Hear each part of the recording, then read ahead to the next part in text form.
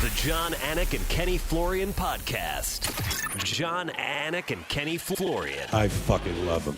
I can't get enough of them. Let's hear that Boston next. Big jab there from Duffy, and Frank Mir is hurt now. Down goes Duffy, out cold. Frank Mir does it again. Rock'em sock'em robots here. Oh my goodness. Hyperbole. There are a couple of absolutely self-involved bullshit artists. Here are your hosts, John, Anik, and Kenny Florian. I take issue with that self-involved a little bit. Self-indulgent, certainly not. It's 6:05 p.m. on the East Coast of the United States of America. It's Monday, August 24th, 2020. It's episode 264 of the Anik and Florian podcast. You got the black T-shirt memo. I mean, you look great. How about Ian Parker last week saying you're north of 185 pounds? Not even close, IP. Not even close. You look like 177, which is lightweight, next day fighting weight, essentially. I thought he was saying he was north of 185 pounds. Right. Yeah, I'm not lean. I'm not lean, but not that big. Yeah. So a lot to get to as usual. I'm disappointed you're not going to Las Vegas to corner Ryan Hall, but I guess that gives us more time to talk about Frankie Edgar and Pedro Munhoz and everything else as we recap UFC Fight Night. Also, time permitting, we will get into the now official main event between Colby Covington and Tyron Woodley. Obviously, Ken Flo knows T. Wood quite well, so I'm curious to get his thoughts on that. But let's talk about this main event. And Frankie Edgar getting it done. He'll be 39 years of age in October. He wins it by split decision, 48-47 times 2. The dissenting judge had it 4-1, 49-46 for Pedro Munhoz. So I'd rather talk about the fight than the scoring, Ken Flo, even though I do think they are inexorably linked. So first, let's start with the fight and all the good there was for Frankie, because I know a lot of people think Pedro Munhoz won the fight. It's a close main event, as oftentimes elite fights are over 25 minutes. Frankie gets it done, and as happy as a Boston guy can be for a Jersey guy, I'm happy for Frankie Edgar. I'm very happy for Frankie Edgar. Obviously a true legend of the game. Going down to 135 pounds for the first time, facing a very difficult opponent in Pedro Munhoz. I thought he responded very well. I thought he made the proper adjustments. I thought his corner was on to a lot of the things that he should have been changing out there. For me, I just thought that he stayed busier throughout the fight. I thought, initiating with some of those takedowns was really good. And I thought he made Pedro Munhoz miss a lot. And I think that Pedro Munhoz was the guy who was moving forward, but I don't think he was as active. And I also think he was missing a lot of those combinations. And both those guys landed big shots. Frankie Edgar landed some good right hands and hooks, as did Pedro Munhoz. And I think the story of the fight for Munhoz was that leg kick. I think he was really doing a great job of slowing Frankie down. You could see that Frankie was hurt. And that's always a great strategy, just like Henry Cejudo did against Dominic Cruz. Anytime you get a guy with excellent footwork, and that's a major part of that game, you got to slow him down. What's the best way to do it? Leg kicks. And relative to how injured or hurt, I should say, Frankie Edgar's leg was, I thought he did a great job sort of hiding that and not making it seem like he was compromised so as to maybe affect the judges in a positive way. I feel like Pedro Munhoz blocked a lot of shots, right? I think a lot of people who listen to the broadcast, Ken Flo, felt like we sort of were one-handedly calling it for Pedro Munhoz. And again, I'm not trying to talk about the broadcast today. I'm really not, right? But Dominic and I both thought Pedro Munhoz won the fight. I will tell you that. I did look to him and say 2-2 after 4. I didn't really know exactly where we were, despite the fact that most people online thought that it was 3-1 for Pedro Munhoz going into the 5th. But I just thought that not only, you're right, did Frankie make Pedro miss a lot. I thought after the first 7 or 8 minutes, Pedro raised his guard. The numbers tell you that Pedro outlanded him in terms of significant strikes, even though I don't care much about the numbers, but I will get them out there. 166 to 135 for Munhoz in terms of the significant strikes. The 301 combined significant strikes landed. New single fight UFC bantamweight record. Former record was a Munhoz fight as well. 279. Munhoz landed 105. And Aljamain Sterling landed 174, and that was a 3-round fight. So obviously this one, as a 5-rounder, takes the record. Also want to add, Edgar becomes the 11th fighter in modern UFC history to earn a victory in 3 weight classes, joining Conor McGregor, Eric Koch, Ildemar Alcantara, George Roop, Diego Sanchez, Lucas Martins, Manvel Gamborian, Anthony Showtime Pettis, Jared Cannonier, and Kenny Florian. Only 11 of them to win in 3 weight classes. Actually, I think Ken Flo won a fight at 185 pounds, so that's actually 4 divisions. But that's neither here nor there, just informing the younger portion of our audience as usual. But as far as leaving the judges out of it, I mean, you almost never hear that out of my hands, but Pedro Munhoz wants a rematch, and I don't think he's going to be afforded one. I mean, do you think Pedro feels like he was robbed? Robbery is certainly not a word that I'm going to trot out today. I mean, you had it for Frankie. How close do you think this fight was, Flo? I thought it was very close. It really could have gone either way. You definitely can't call that a robbery.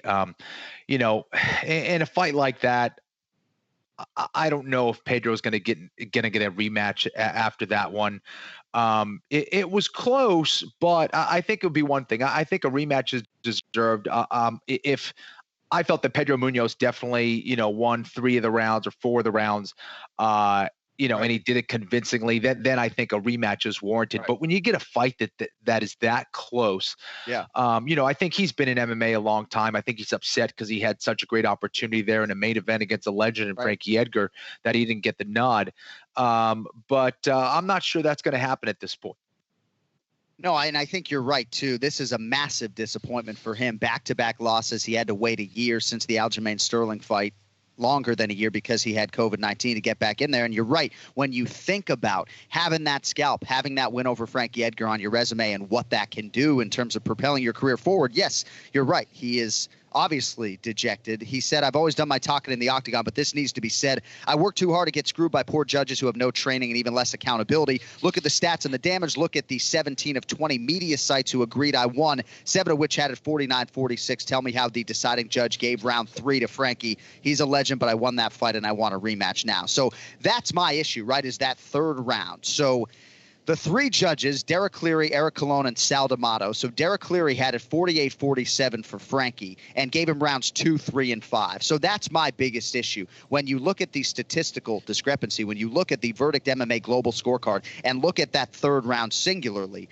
that's my issue. And I'm going to take it a step further, Ken Flo. And we interpret the judges' scorecards the way we interpret it. 3-2, 3-2, and 4-1, and that's it. 2-1, very simple. But if you do it in an aggregate way, Ken Flo, and I'm not trying to go into some mathematical equation here, but if you add up the aggregate scores, it's 143-142 for Pedro Munhoz, okay? If you add up the total rounds handed out by those 3 judges, okay? If you don't like that number, throw that out. If you break it down round by round, right?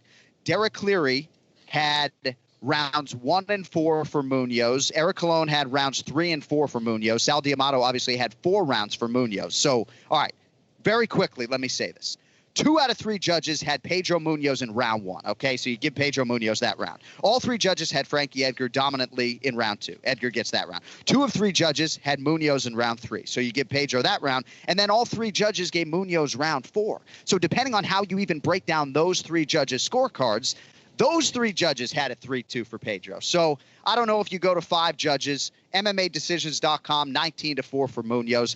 I didn't know who won after calling those 25 minutes. I'm just saying the fact that the judges were so all over the place when it comes to their individual round scoring and that Pedro technically had more points according to those 3 judges, I understand why he's a little bit upset here on a Monday. I didn't do that as officially as I would have liked, but you get the point.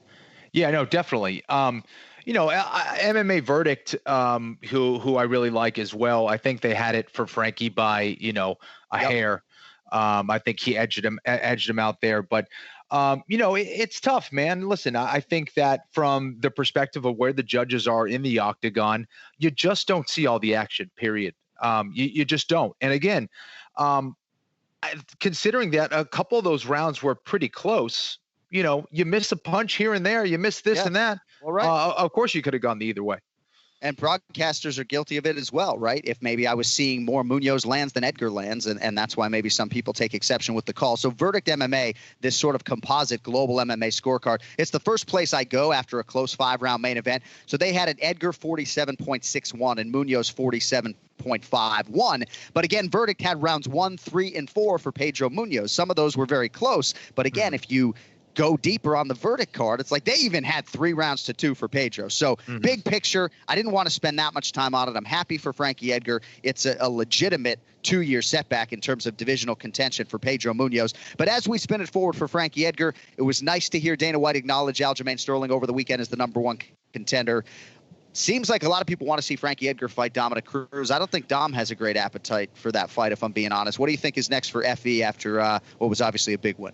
I think that'd be a great fight. I think those are two guys that are legitimate legends, both champions in the UFC, obviously different weight classes. But I think that's a fight that would be really interesting. Both those guys have great footwork, big names in the sport. I think it'd be a real technical chess match.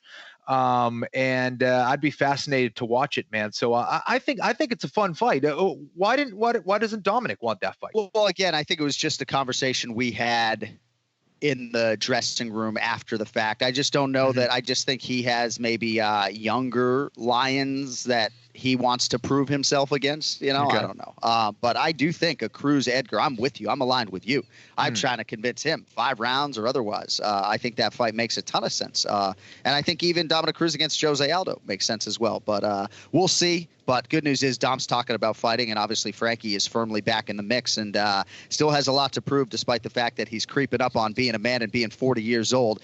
We'll get to slow Mike Rodriguez, time permitting. Big win for him in the co-main event against Marcin Prachnio. But I want to get into some of these upsets, Ken Flo. So Shana Dobson closed on broadcast at plus 800 against Maria Agapova, but she closed at the Circus Sportsbook at plus 1150, which makes it good for the second biggest betting upset in MMA history and the largest upset in UFC history. So top upset in MMA history was Sokaju plus 1350 against Little Nog. That was Pride 33 in 2007.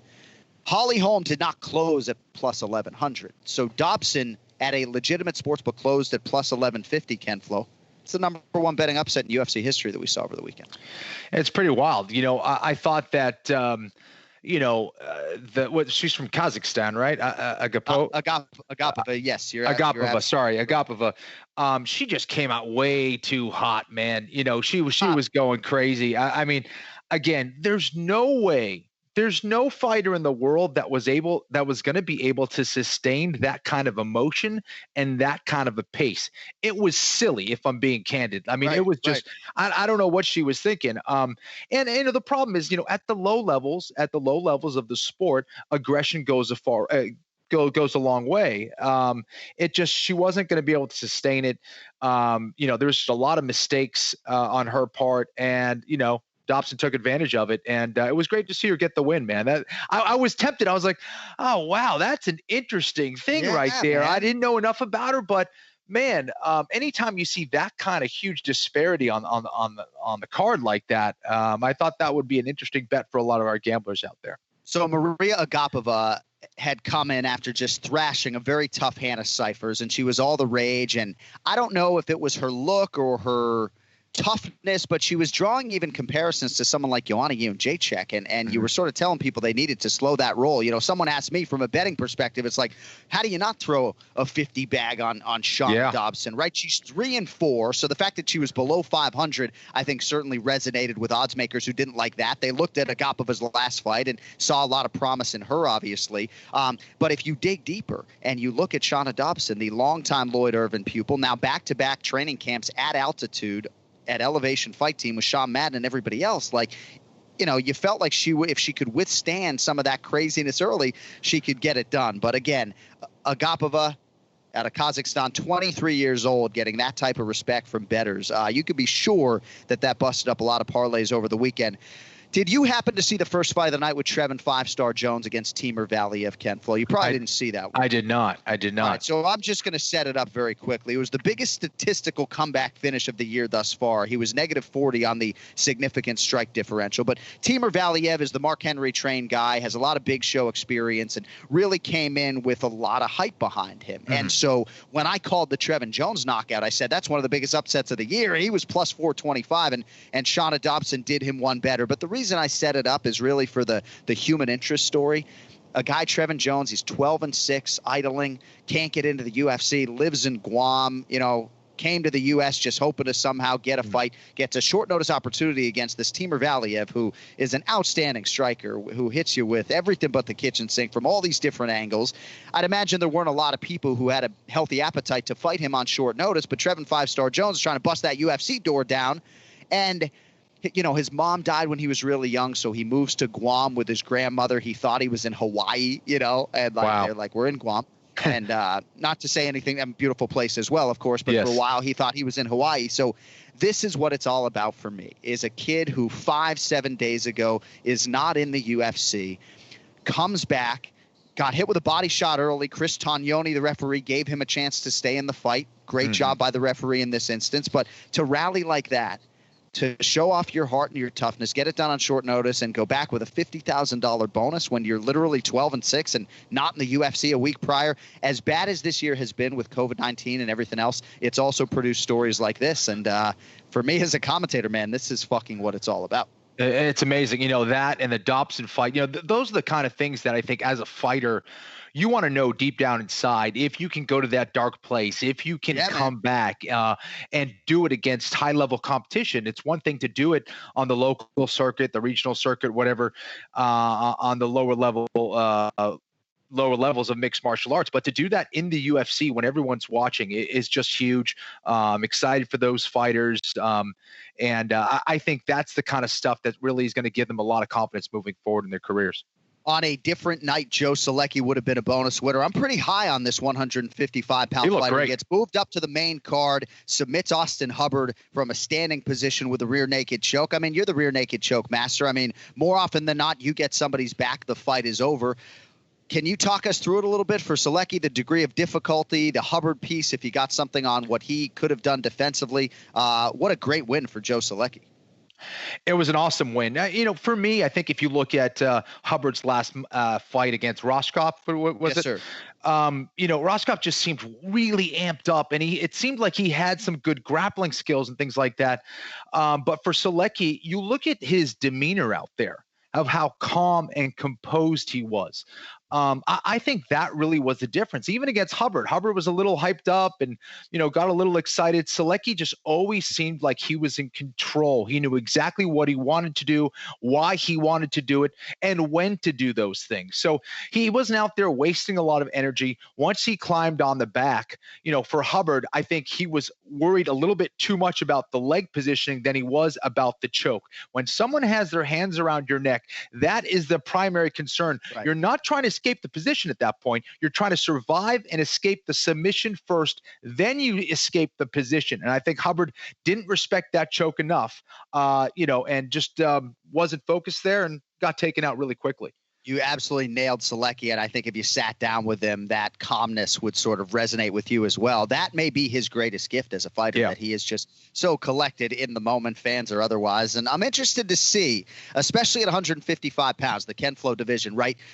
What happens to Solecki when he faces legitimate top 15, top 18 competition in the UFC? Because there are a lot of guys in their late 20s who early third, they feel like they're ready now. And sometimes it's a matter of getting that Beneil Dariush, getting that Alexander Hernandez fight just to prove that you can be the guy.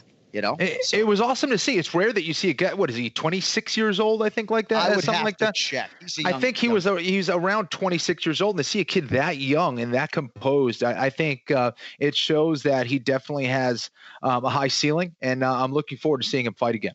And he's a grappler, a lot of striking in there as well, but he's not afraid to lean on what is his greatest gift. And good kid, too. He's going to have a baby girl on September 14th, so we congratulate Joe Solecki. Hey, real quick, before we get to Raymond Longo, Slow Mike Rodriguez could have been fighting for his job this weekend. We said the same of Marcin Prachnio, but they get moved up to the co-main event slot, obviously, when Ovince St. Preux tests positive for COVID-19. That OSP fight with Lonzo Menefield is going to be rebooked next month, which is a good thing. But what'd you make of Slow Mike at a pressure spot with a big KO? Man, those elbows. I mean, those always are going to make me happy. And to see it come from a guy from Boston, I was pumped to see it, man. Again, he's another guy. I think the difference in that fight, he seemed very composed, yet he was aggressive. He moved forward, but didn't get too excited. He knew he had the range advantage out there. He utilized the right long-range weapons. And then when he got in tight, he dominated that aspect as well. Knees, short elbows. You don't have to swing like a madman in order to get a knockout. If you're precise and if they don't see the shots coming, you can absolutely hurt or knock out your opponent. Rodriguez looked just phenomenal out there. Awesome Muay Thai, great killer instinct, just a great kid who I've met before. Awesome to see a tough New Englander get that win. And I'm an MMA fan first, and I'm a commentator second in a lot of respects. And some of the finer details of the game sometimes are lost on me. And I think one thing I may be guilty of at times, and I'm okay promotionally saying this, is maybe overhyping a guy like Marcin Prachnio. But like when I'm getting ready to call this guy's UFC debut, and I'm watching film, granted against lesser European competition, but I'm like, oh man, I can't wait to see this guy at the big show. Now all of a sudden he's 0-3 with 3 knockout losses, and maybe I don't know if I was watching a different guy or if it's just the big show has gotten to him, but like I was pretty high on Prachnio coming into the UFC, and I've been wrong before. I was wrong on him for sure. Well, John, there's so many factors that go into it, right? Like you said, whether it's, the bright lights of the UFC. But I think really more than anything else, it was a very tough stylistic matchup. Styles make fights. And I think Rodriguez was just a very tough matchup for him. I think Prachnio does his best work on the feet, and he just could not find his range against the longer, rangier Mike Rodriguez. And I think that's really what was so frustrating to him. And he just couldn't get it. He couldn't get anything going, couldn't get that momentum going, I think. Yeah. Maybe I just got to stop focusing on the Polish guys just because I married into a Polish family. But yeah, we feel good for the father of 2, Dorchester's own Mike Rodriguez. Couple paychecks over the weekend with a knockout of Marcin Prachnio in a co-main event. All right, a lot to get to on Edgar and Munhoz with Ray Longo. But before we do that, I want to let you know support for the Anik and Florian podcast comes from the official electric razor of UFC, Manscaped. So I delivered 2 of these Lawnmower 3.0s to our UFC producers last weekend. And let me tell you, 2 more happy customers, folks. Manscaped truly has everything you need to keep your package nice and tidy and is the best company in the world when it comes to men's below-the-belt grooming. Their top-notch ball trimmer called the Lawnmower 3.0 will keep you clean and without any of those nicks and cuts. Manscaped has also partnered with top-tier MMA athletes, middleweight champ Israel Adesanya, and future Hall of Famer Max Blessed Holloway, and also many others who understand that hygiene matters, and they also know what it takes to be the best. Well, so does this revolutionary men's grooming company, Manscaped. They just redesigned the Lawnmower 3.0. Features a great ceramic blade with proprietary advanced skin-safe technology. I'm telling you, accidents truly will become a thing of the past. And also, big picture for our listeners and viewers out there who may be men, probably don't want to use the same trimmer on your face as you're using down there. So we want to help you get there, get to the promised land, so to speak. To get 20% off with free shipping, you go to manscaped.com right now. Use the promo code AF. That's promo code AF for 20% off and free shipping at manscaped.com. And you know who really needs a lawnmower right now? Let's get to the Ray Longo Minute. It's now time for the Ray Longo Minute. I want you to punch a hole in his fucking chest. That's what I want. The Ray Longo Minute. Starring Ray Longo. The John Anik and Kenny Florian podcast. Starring Ray Longo. Are we so glad to have this guy? And I know that people are sick of me talking about your hair, but Ken Flo, I think this is here to stay. I mean, you just look amazing. You really do. I want to see that thing as long as possible. I want to see a ponytail by 2021. That's my goal. Listen, this is a chicken Caesar salad heavy on the romaine, if you know what I'm talking about. This is no joke. That ponytail is there to go.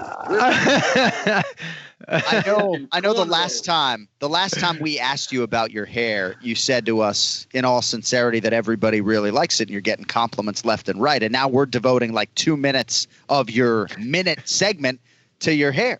Well, let me ask you, are you mad because my hair is competing with your mustache at this time? Is that it? No, I need the mustache on the back burner. My friend Jason Herzog, great referee who listens to this podcast, asked Dana White about the mustache. I'm like, Jay, love you, but we gotta keep the mustache down because mustache gets on Dana's radar. He doesn't like it, and then it goes away for good. So we need to keep the focus on your hair. But I think you're gonna grow this out indefinitely now. That's it. It's over. It's over. So we sent you a microphone. You couldn't figure that out today for us. No, I couldn't. Listen, I make no bones about it. I'm a total social media IT idiot. But to the max. Cody's going to give me some private lessons, and I'll take them because I tell you, I'm bad. I might as well be looking at a ham sandwich when I look at that microphone. There's no difference to me. I'm hoping that Cody can fix that problem for you. But you sound good. You look great. A lot to get to with you. I guess we'll start with Frankie Edgar and Pedro Munhoz and work our way to Mizuki, who I know missed you but did have Aljo in her corner. All right, so everybody in the world feels good for Frankie, and I know you are among them. What'd you make of his sort of inspiring effort there against a very tough Pedro Munhoz. Well, look, I think you said the word inspiring. I mean, at 38 years old, I think we got to put in perspective. What he did is phenomenal. And just eating those leg kicks, you see him hopping, limping out of the ring, how he held it together for 25 minutes. We can never take away the grit and determination of Frankie Edgar. You know what I mean? It's power versus speed. It depends on what you like. Munhoz would throw one shot. Frankie would come back with three. Yeah. With the exception of the leg kicks, that was the tempo of the fight, I would think, right, Kenny? I mean, it just seemed like, he made Pedro miss big. I think they both fought well. I really do. I think it's one of those fights where they fought. Neither guy really lost the fight. Frankie, for his age and everything else, dropping down for the first time for Bantamweight, I just think did phenomenal. I mean, you can make a case for both guys. That's the way I look at it, and it's a shame. I think, unfortunately, I like Frankie. I like those guys. I think he won the battle but lost the war in a certain regard, though, because the guy's getting older. I mean, I watched the countdown when he's talking about his kids. You got to love the guy. He's a great dad. He took a lot of punishment, and I don't think I want to see that going forward. But Frankie's a fighter, and he definitely deserved the win. But I could see where Pedro's going nuts. It's a crazy fight to score, but what a great fight for the fans. I mean, awesome at the end of the day, that was it. It was a great 5-round fight. He's got marquee value, and I think he owned up to everything he's ever done in his career. I think it's fascinating what he did, considering his age and dropping down for the first time. I don't know what else to say. Ken Flo, you heard Ray mention the drop down to 135 pounds a couple times. I know you wondered aloud last week what type of impact that would have. Mark Henry has long said he wanted to see Frankie at 35, even when he was going through the process of moving down to featherweight. Is it a leap, though, Kenny, to just say after this one result that he should have been at bantamweight all along? I mean, isn't there a price to pay with speed, even if you bring some size or power? I mean, I thought he looked great in this division, but I think it's a little bit of a leap to say he should have been there all along. I don't know. Yeah, listen, obviously you look at the success he had at 155 and 145. But I do think, you mentioned speed. I don't think that's as much of a factor now for Frankie at 135 pounds. I think that's where he did have an advantage, certainly at 155 pounds and probably still at 145 pounds. I think, though, where he will have an advantage here is with strength and experience. There's not a whole lot of guys at 135 pounds who has that 5-round experience that Frankie Edgar has. I don't really know many guys. Maybe Jose Aldo might be the only one right now who's fighting at a high level, but that really goes a long way. And again, without making anyone feel bad, but you see some guys take the calf kick, they get 2, 3, and they're out of there. They're like, I'm out. Take it easy. I'm out of here. Frankie Edgar, I mean, how many did he take? He took, like 3 maybe every couple minutes. So this guy is as tough as nails. That's a guy who's been there, who knows what it's like to be hurt, and who's just fucking tough as nails. Unbelievable. Really. It really is. I thought the performance was phenomenal, even just based on that, so. Yeah. And look, I did an interview after Marab's fight, I think, with Brett Okamoto, and he was asking me about Frankie at 35. You know what? My first thing I says, man, I would have loved to have seen Frankie at age 30 at 35. That's what I don't want to see him at 40 years old at 35. I hear you. I as I'm getting older, I'm getting a little more protective. And look, I got to deal with it with my guys. And look, we don't make the decisions for them. A lot of people say you're the coach, you should do this. I just support my guys, whatever they want to do. You could offer advice. And, but, these guys make a decent amount of money. I think Frankie loves fight. I mean, I don't know, man. I mean, he fought him. He fought Pedro Munhoz. There was no like hesitation. There was no, he looked good. You know what I mean? But I don't know. I just don't want to see the guy take that type of damage. I'd rather see him enjoy his kids and have a great time. I really would. He seemed that special even broke me up, man, watching that. Watching Santino wrestle and the way he spoke about he didn't care if, the kid ever threw a punch or did a handstand. The guy's just a good dude. And I think you get wrapped up in some of this stuff, and I think he's got to really go back and weigh, really what he wants to accomplish. He's got nothing to prove. I mean, the guy's a fucking legend, and that's where it gets tricky. I don't want to say that his leg. He's not walking today. Trust me. I don't. And if he is, man, I give him a lot of credit. But there are financial considerations, right? Unfortunately, even the Hall of Fame athletes, they're not all heavyweight champions like Daniel Cormier that walk away closer to set for life than others, right? I mean, if Frankie's making $300-400 grand a show, right? You got 3 kids, tuition's coming down the pipe. I mean, I do think that you're right. He is fighting for the love of the competition. He don't think he's anywhere close to retiring, there's also some pretty good paychecks when you have that type of success and longevity that come along with that appearance. So I also would say I feel like Frankie, when he fought Benson Henderson, Ken Flo, I feel like that fight was more one-sided for Frankie, and yet he was on the wrong end of that decision. So I don't mind seeing a guy who's been on the wrong end of a couple scorecards, Ray, get one to go his way. John, that's a great point. I tell my guys the same thing. You're going to get a couple, but they're going to come back to you. You know what I mean? So you're based on what you just said. You know what? Now even more, I think he deserved that victory because he did have a couple of fights where I thought he won that they didn't give him. And you're right. Just look, if you're in the game long enough, everything evens out. Yeah. So I don't know if Longo and Weidman MMA is like sexist against men or something, but you do a parade for Mizuki, and it looks like you have half of Garden City, New York there, twice as many balloons that any of these men have gotten for their parades. You're looking at me very seriously. I'm saying this somewhat tongue-in-cheek, Ray, but Mizuki got the best parade by far. Aljo's fighting Corey Sandhagen in one of the biggest fights of the year, and you got 2 cars. I think you had a bicycle at some point for someone. I mean, Mizuki got the red carpet. Well, I mean, Aljo was the first one to go. He was the first parade. All right. So we didn't have it down pat yet. But, we have a lot of females in the gym, and they kind of, run things for me anyway. I count on them a lot. So they set up the parade. So you might be right. We might be a little sexist. But it was one car after the next. We'll probably have a bunch of groups now picketing the gym. But thank you for that. That's why you got so serious. Ray loves that. That. I could tell. Oh, it's a pro-women establishment. I understand that. I just couldn't believe it. One car kept. Who was the tricycle parade for? Who was that? That was for Volante because he's really not a member. So that was kind of like. Yeah, right. That's right. That was tongue in cheek. So Amanda Lemos, what did you make of Amanda Lemos and? Wait, first off, Amanda Lemos, that girl can throw some heat, man. I'll tell you. But I thought Mizuki fought well. I have I thought 2 and 3 were closer than people thought maybe, but I thought she did a good job with the control time against the cage, half the fight. But I think that knockdown in the first round kind of set the tone for the fight as far as the judges go. And it is what it is. But Lemos can throw. But I thought Mizuki did a good job of getting back on a horse after that knockdown, like nothing happened. Right. And she was still pushing forward. And I think a couple of more rounds, a 5-round fight, Mizuki maybe wears it down. But Lemos looks like no joke as far as sitting back and countering with big shots. I don't know. I mean, I was hoping Mizuki could get it to the ground so we could test that out a little bit, but it never happened. But I thought Mizuki fought well. I got nothing, but I think she did a great job.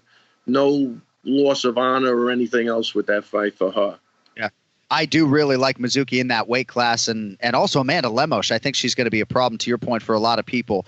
And did you happen to notice me mention the parade on the broadcast for you? Did you hear me? Of course. Let me tell you something. John, very good. You know what I noticed? Dominic Smith still can't let go of the Peterson thing. He can't let it go. Dude, he goes, I'm glad they let these guys fight, to the death. He just can't do it. What is the matter with him? He can't, the Kenny. Oh. I mean, I'm sitting there and I'm like, wow, this guy's got to talk to somebody. This is it.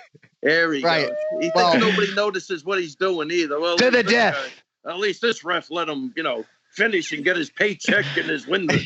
Holy crow. Dom, slow down, buddy. If we know one thing about Dominic Cruz is he doesn't let anything go. He won't let it go. He's taking that to the grave. Talk about harboring a grudge. I started smelling alcohol and cigarettes while I was talking. Yeah, right. Hey, listen, before I forget. Yeah. I don't know why I never watched it before, but I just started watching Kingdom. I was addicted. I finished it, but you guys were great. Kenny had a big, couple of. Yeah. Have you guys ever talked about that show? We haven't. Ken's star power is all over that program. Kenny, I thought that show was fantastic. I got addicted to it. It's fun. It's a fun show, right? Well, they hit on a lot of topics that if you're in MMA, you could relate to. Yes. And I thought I thought the writer did a great job with that. Maybe a little over the top in places, but started off slow. But man, I thought they had some character development by the end of the series. It was. I thought they did a great job. Everybody on that show. My portrayal of myself, I thought, was very realistic. I thought I really sold it. I really sold it. You didn't stray too far away from. Listen, you still got Al Pacino. There you go. There you go. What? That's on your reel. I hope that's on your reel. I got to do that. You have to do it. I'm telling you, that was fantastic. One day I'll play another character that's not me. One day. I love it. Yeah.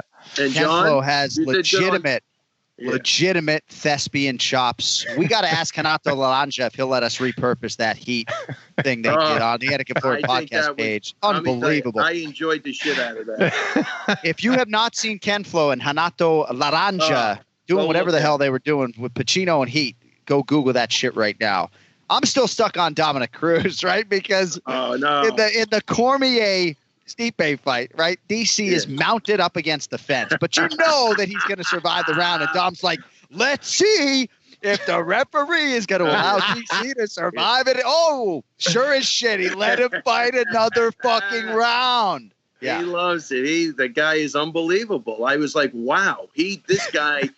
How long do you think it'll be? How long is he going to harbor this grudge? Forever? Does he ever let it go?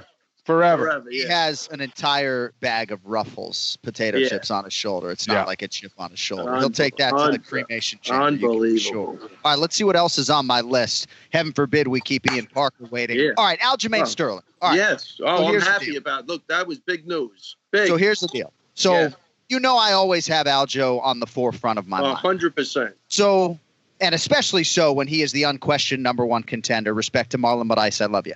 Yeah. So I'm thinking before the fight as I'm walking to the Apex floor, what is Aljo rooting for tonight, right? So Aljo couldn't have a quick finish from Pedro Munhoz. So my first thought was like a quick knockout for Pedro Munhoz is not very good, right? Because Pedro could be a super exciting champion. He puts people away, right? Yeah.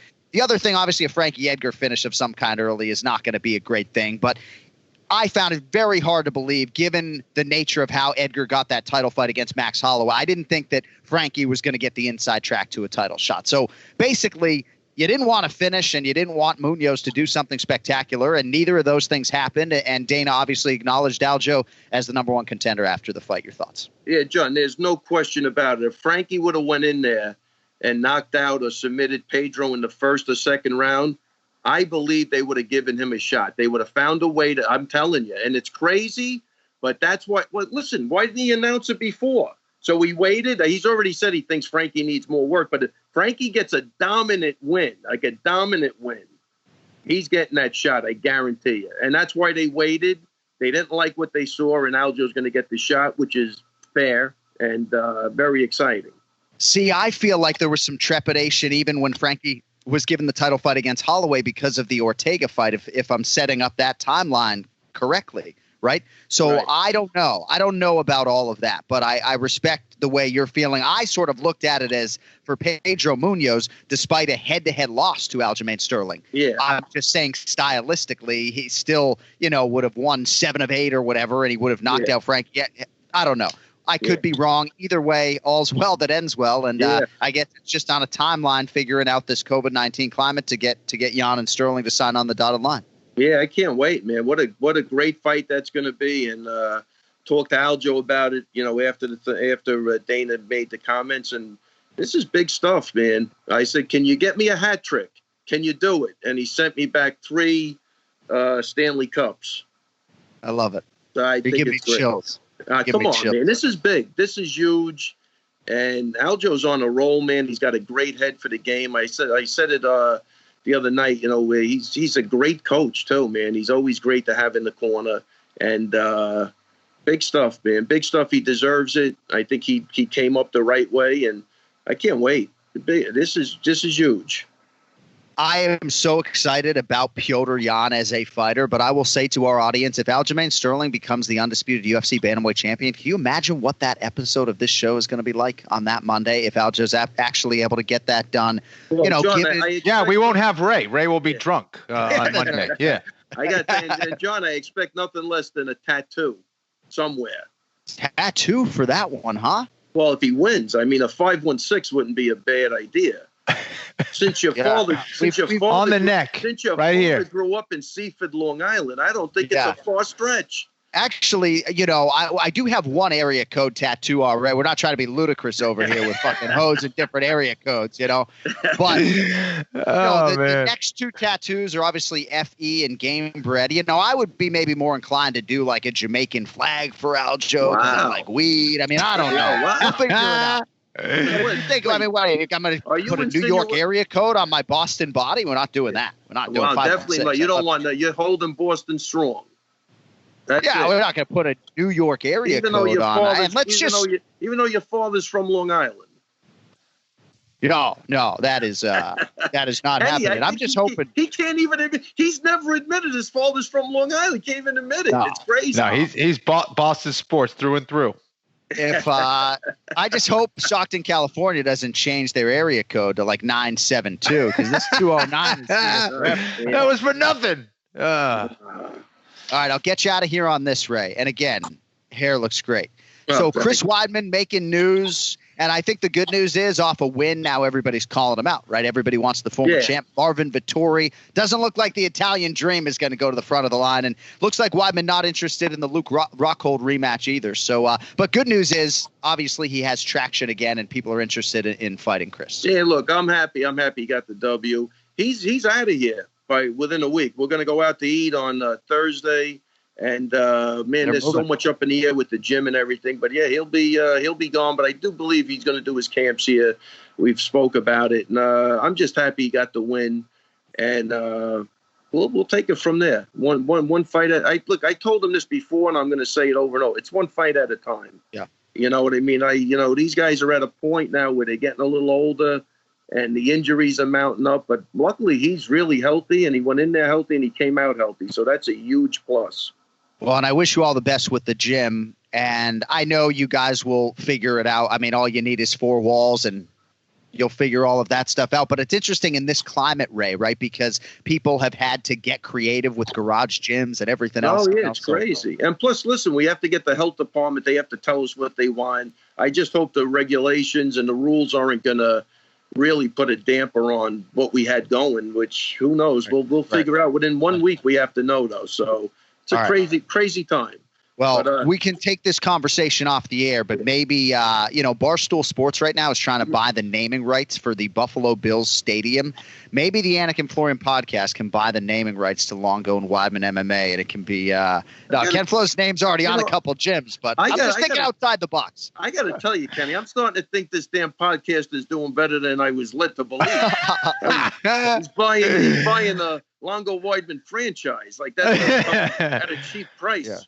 We think big. We think big, Ray, over here. We're taking over the world.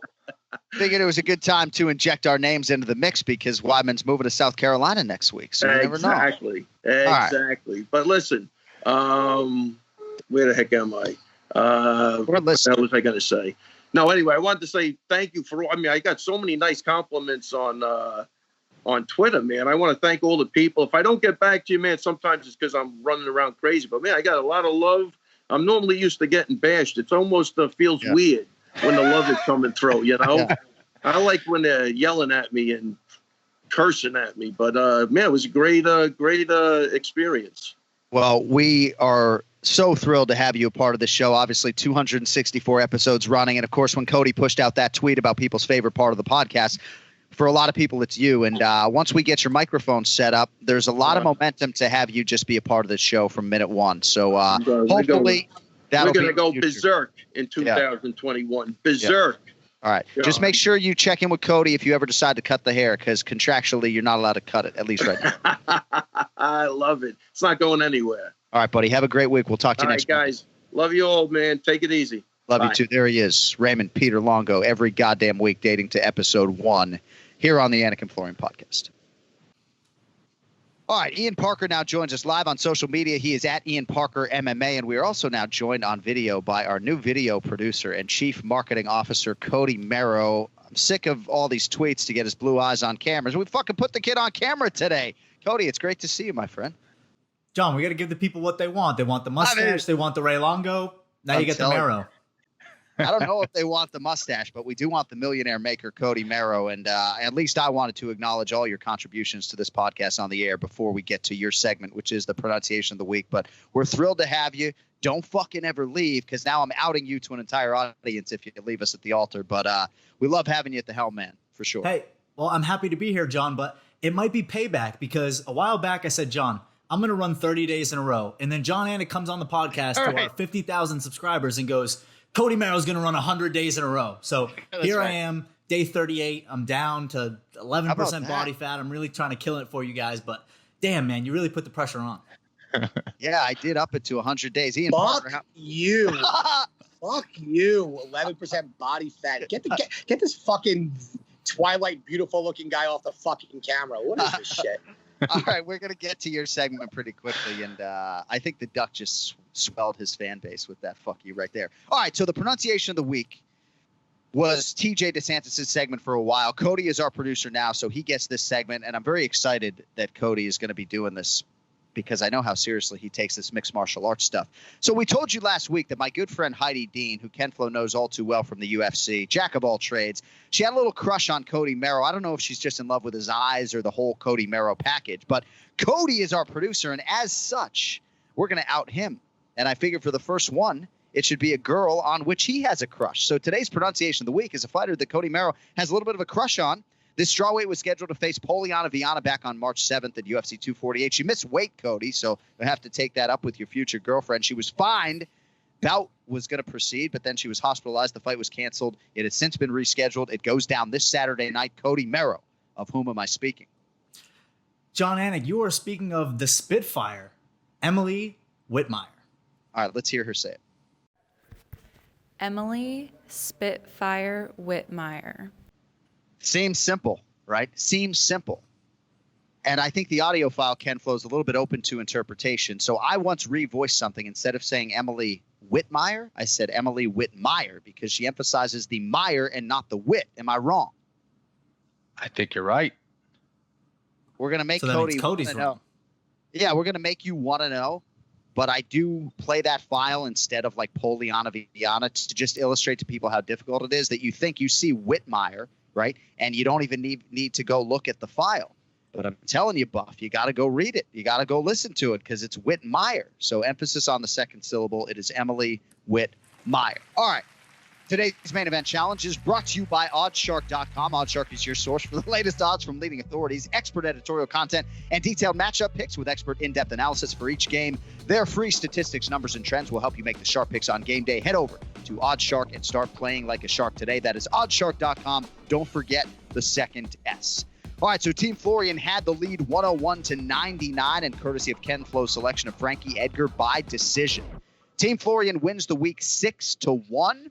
The lead is now 107-100. Ken Flo extends the lead to 7. That's pretty big here in late August, Ken Flo. The plus 200, the round, the method, pretty good. Ian's got some work to do. He's got some work to do. Pressure's on. Big weekend. I'm like the Jorge Masvidal of split decision losses on this fucking show. It's amazing. By the way, next week we should have Cody spell apple. You know, but hey, yeah, look, that was my worst nightmare. Not only Kenny, listen, I'd rather Frankie won by a finish than decision. And Kenny, we may have to take this up on a different segment, but I've watched this fight 5 times. All right, it was 5 close. times. I'm gonna fucking say it. I'm gonna say it now, and I'll do it as my parting shot. You're gonna say Frankie won. Listen, get the fuck out of here. The fact that any judge scored round 3 for not Pedro is a travesty. Just go watch round 3. Don't watch any other round. Watch, because that's the difference maker. And that's what bothers me. And listen, I love Frankie. Good for him. Sorry, we'll get to this. But I don't like that you fucking just took such a big lead on some bullshit on a judge. Yeah, Frankie. Yeah. Legitimate win. Fucking knock your battle bot ass out. But next Perfect. Perfect win. All right, Nonsense. There's your comedy for the week.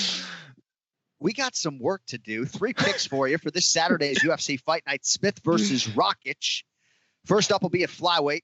This fight initially scheduled for late June, but due to COVID-19 travel restrictions, it gets delayed 2 months. Alexa Grasso minus 310. Ji-Yeon Kim plus 255.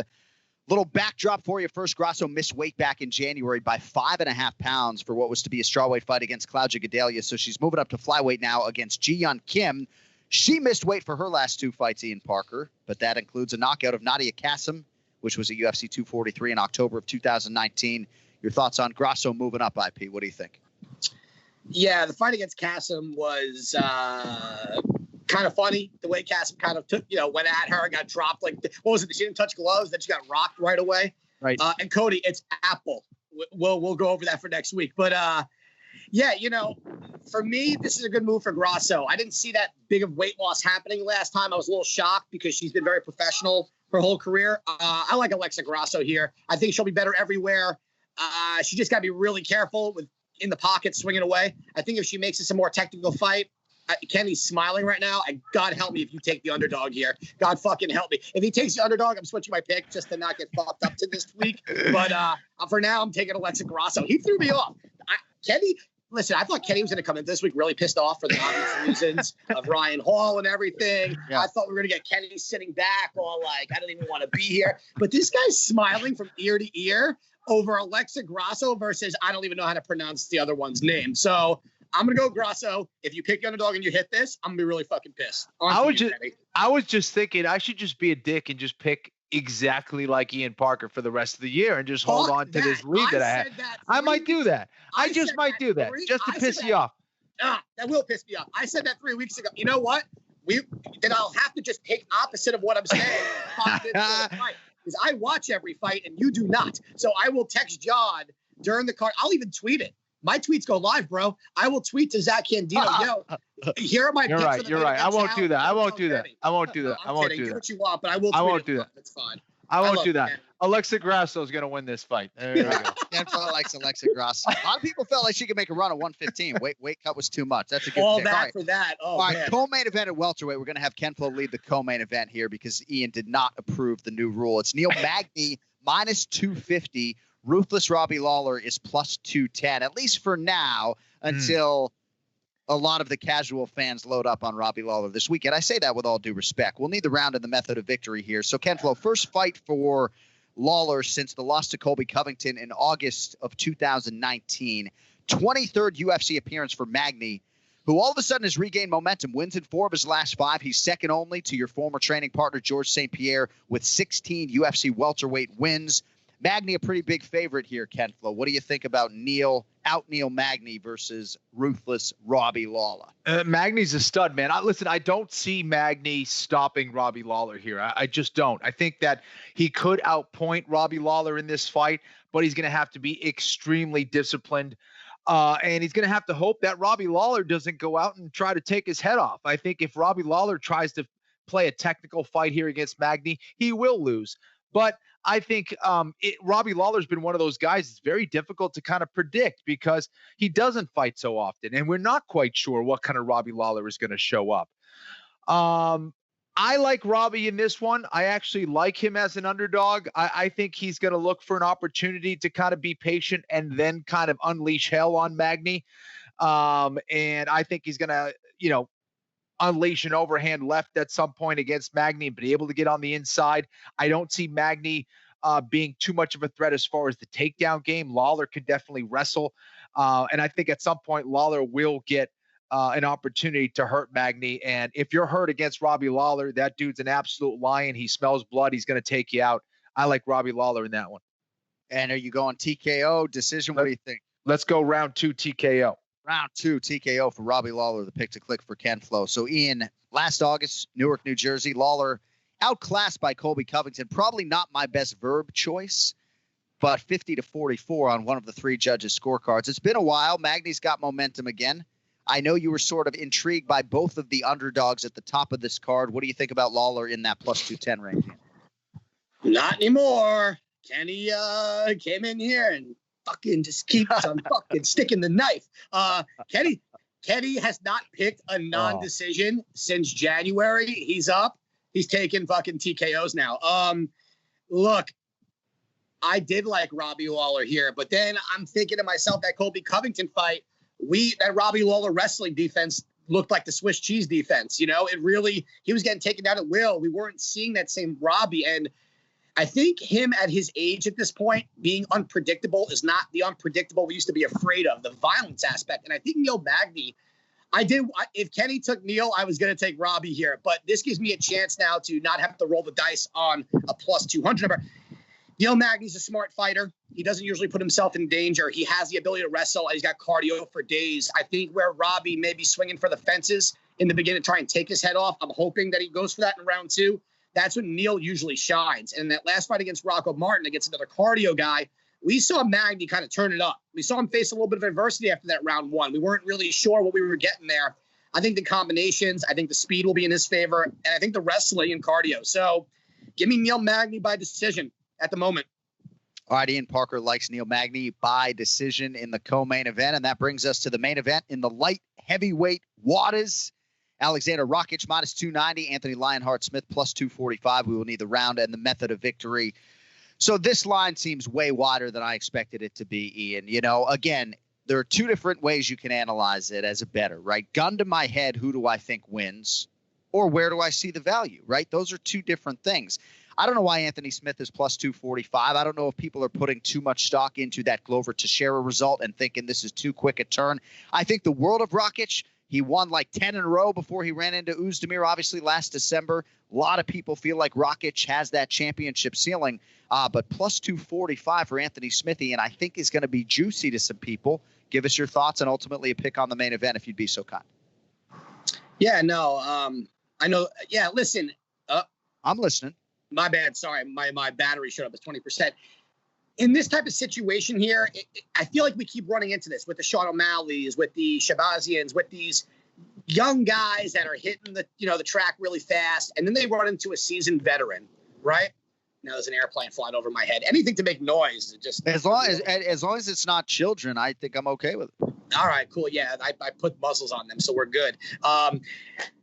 I think Anthony Smith has a clear path to victory here. It's his cardio, and he's got to take this fight to the ground. I am kind of surprised that Rakic coming off of a loss like that, and just because Smith got dominated by Glover, that they're this is bizarre to me. I thought maybe it would have been Rakic minus 130 or even Anthony Smith minus 125 based on who he's fought, where he's been.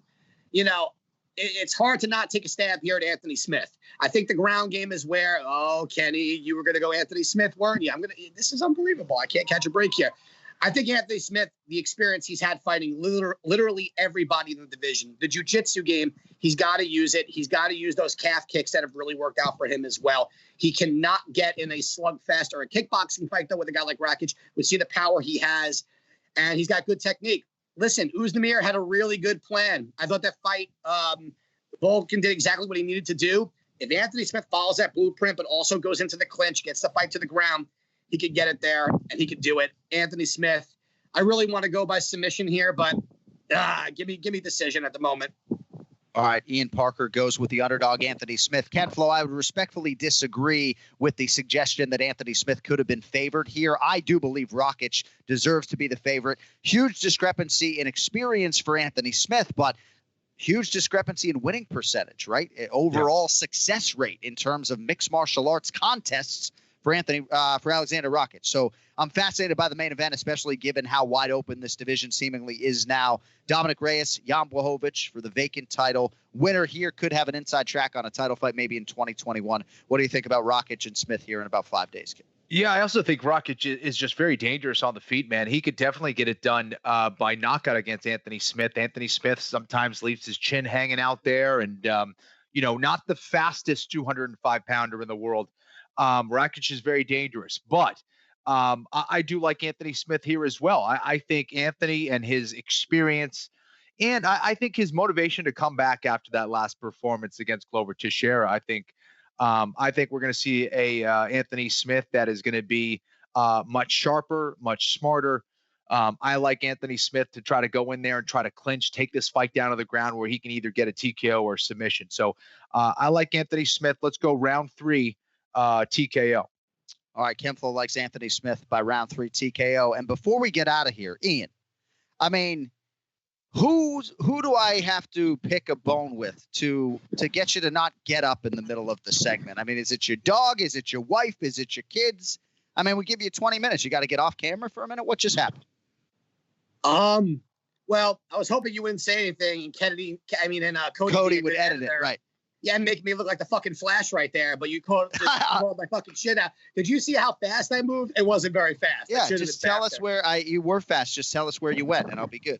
My 13-year-old dog that doesn't know where he is was barking at a pole.